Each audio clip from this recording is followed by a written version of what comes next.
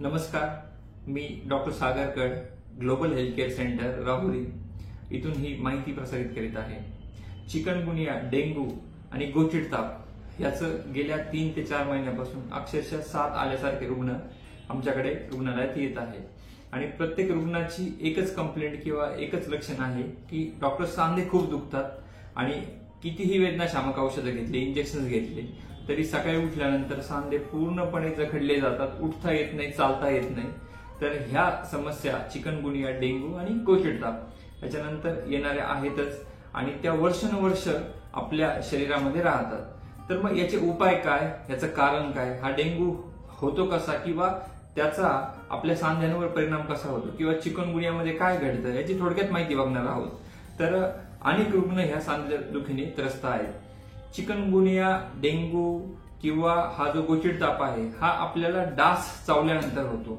डास आपल्याला चावतो आणि त्याचे जे विषारी गुणधर्म असतात किंवा त्याच्या मार्फत त्याच्या आजाराची जी लस आहे ही आपल्या रक्तामध्ये आली जाते आणि रक्तामध्ये गेल्यानंतर हे रक्त दूषित होतं किंवा त्याचा परिणाम स्वरूप आपल्याला ताप येतो आणि हा आलेला ताप आपल्या रक्तामध्ये सतत असतो आणि हे रक्त ज्यावेळेस आपल्या सांध्यांकडे जातं तेव्हा ह्या आजाराच्या प्रभावामुळे किंवा ह्या आजाराच्या लक्षणांमध्ये सांधेदुखी सुरू होते।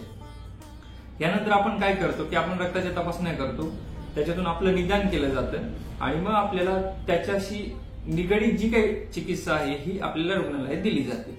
परंतु रुग्ण ऍडमिट झाल्यानंतर आणि तिथून घरी आल्यानंतर त्याचा ताप नक्की जातो किंवा त्याचा प्लेटलेट काउंटही वाढतो, परंतु सांधेदुखी जात नाही।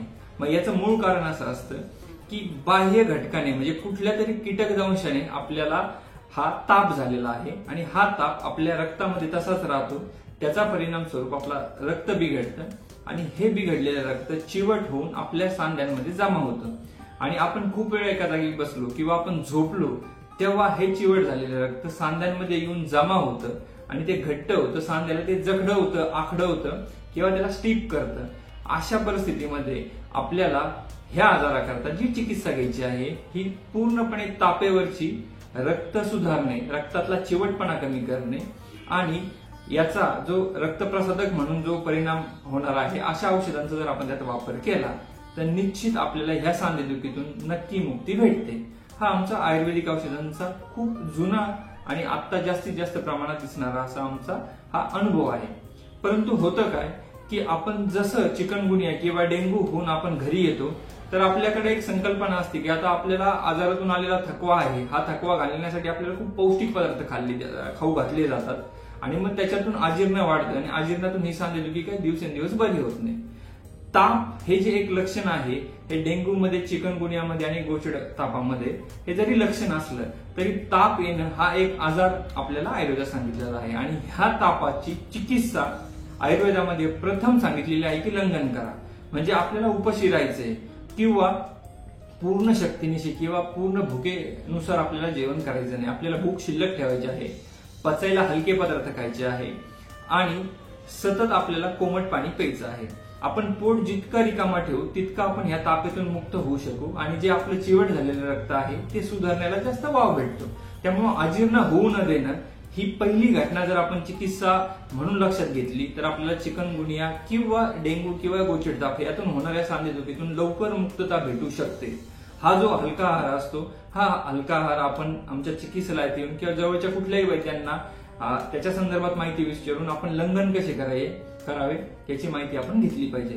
त्यानंतर सांध्यांच्या बाबतीत जर विचार केला तर सांध्यांना आपण घरी सुंठ आणि जायफळ हे उगाळून त्याचा लेप लावू शकतो, आंबे हळदीचा लेप लावू शकतो, त्याचप्रमाणे आपण गरम पाण्याच्या पिशवीने सांधे आपण शेकवू शकतो।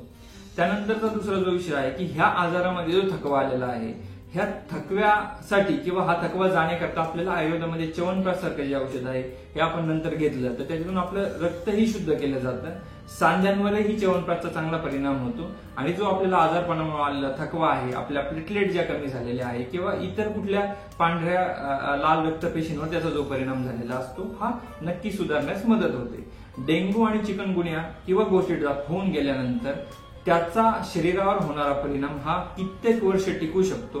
त्यामुळं आपल्याला आपल्या शरीरामध्ये जो डास चावल्यामुळे आपले जे रक्त बिघडलेलं आहे हे रक्त सुधारण्याकरता आपण जर नंतर ट्रीटमेंट घेतली तर निश्चित आपण ह्या चिकनगुनियाच्या किंवा डेंग्यूच्या सांधेदुखीतून कायमची मुक्तता घेऊ शकतो. अन्यथा 10 ते 20 वर्ष याचा परिणाम आपल्या शरीरावर राहतो. म्हणून यासाठी आयुर्वेदिक चिकित्सा घेणं हे खूप अनिवार्य आहे.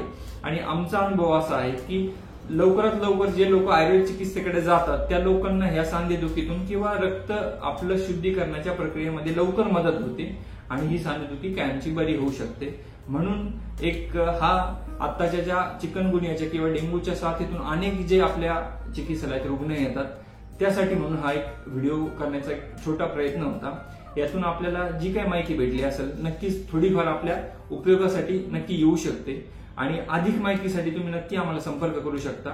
हा व्हिडिओ आपल्याला आवडलाच असेल तर व्हिडिओला लाईक करा, चॅनलला सबस्क्राईब करा आणि जास्तीत जास्त लोकांपर्यंत हा व्हिडिओ आपण नक्की पाठवू शकता. धन्यवाद.